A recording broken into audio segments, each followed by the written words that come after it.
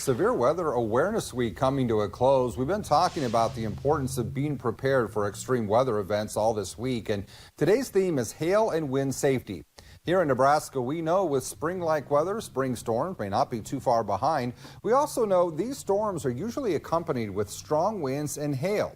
In fact, last summer, greater Nebraska witnessed several powerful hailstorms that rolled through the area, causing quite the devastation to homes and buildings.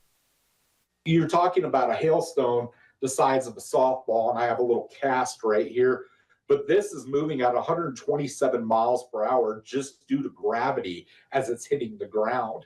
And you think about the wind that is included, you know, these things break house windows, they can punch through car windows. So that's why you want to be away from windows.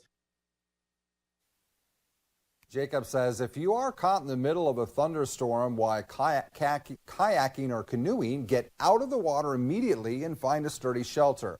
If there is no shelter, use your canoe or kayak as protection, but always have a plan in place ahead of time. Listen to radio, watch TV, get a trusted weather source and pay attention to that.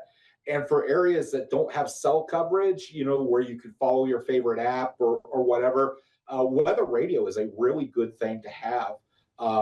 And they're cheap and they can alert you when a severe thunderstorm or a tornado is approaching.